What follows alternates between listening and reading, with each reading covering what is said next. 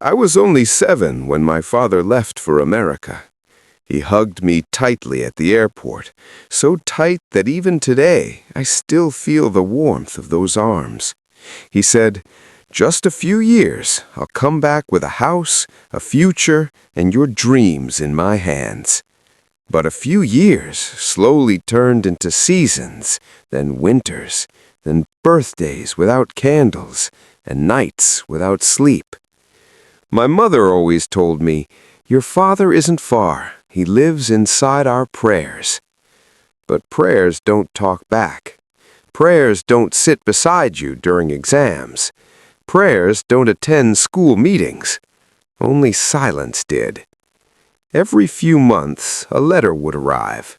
Inside, a few dollars, a sentence full of hope, and tears hidden between the words. He wrote about washing dishes in restaurants, driving taxis all night, sometimes sleeping inside cold, empty rooms. But he always said the same thing. "I'm okay. Don't worry. I'm strong." He was lying, not to hurt us, but because he didn't want us to worry. We survived because of those letters. We laughed because of those letters. We believed the future because of those letters. Years later, America became like another person in our house. We spoke about it every day. We dreamed about it.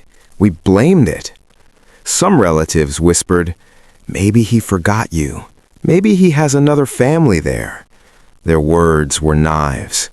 My mother stayed quiet, but her eyes turned tired. Sometimes, when she thought I was asleep, she opened the old letters and cried. I pretended not to see, because children also learn how to stay silent.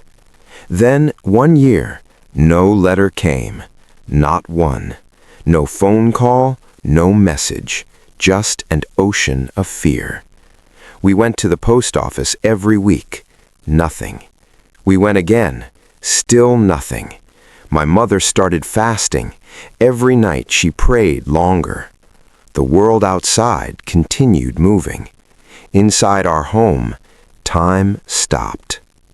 One winter evening, the postman finally knocked. His face looked different. He said quietly, "This came from the United States." The envelope was old, yellow, crumpled, and carried unfamiliar handwriting. It wasn't my father's. My hands shook while opening it. Inside, there was one last letter. Written by my father, but not sent by him. It had been found beside his bed by a stranger who mailed it to us. My chest felt heavy. My mother sat down, and I began to read. "My son, if you are reading this, it means my journey is ending." He wrote how he hid his illness, kidney problems, constant pain, no insurance, no family. He worked through the nights anyway. He didn't eat so he could send money home. He slept on the floor so I could study in a chair. He wrote, "People say America is a dream. For some it is. For others it is a slow goodbye." He apologized. He said he wanted to come back, but the tickets were too expensive. He wanted to call more, but the medicines took all the money. His final lines burned into my soul. "If someday you think I abandoned you, forgive me. I didn't leave you. I was fighting for you." At the end, there was one last sentence. "Take care of your mother. Be the man I could not become." I looked at my mother. She didn't scream. She didn't fall. She pressed the letter against her heart and whispered, "He came back, at least in words." And that night, our house cried without making a sound. We buried his photo inside our cupboard, not because we wanted to forget him, but because it hurt too much to remember. I started working part-time while studying. Every failure made me read the letter again. Every time I felt weak, I heard his voice.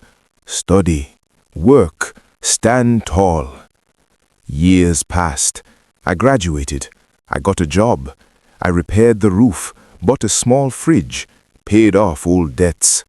Slowly, our life began breathing again. But one thing never changed. The letter stayed in my wallet, always close to my heart.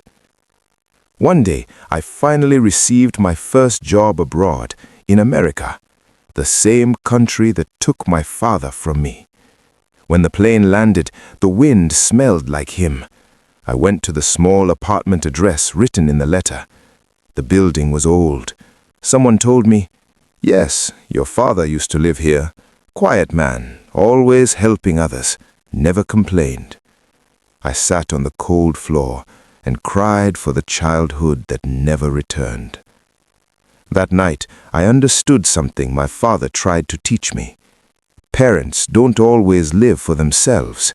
Sometimes they live only so their children can. They carry heavy pain so we can walk lighter. They disappear so we can appear. They break so we can stand. And sometimes the greatest love arrives not with hugs, but with a letter written too late. Final message, voiceover close. Today, whenever life feels unfair, whenever I feel like giving up, I open that letter and read again. Be the man I could not become. And I whisper back, Baba, I'm still trying. Soft music fades out slowly. End.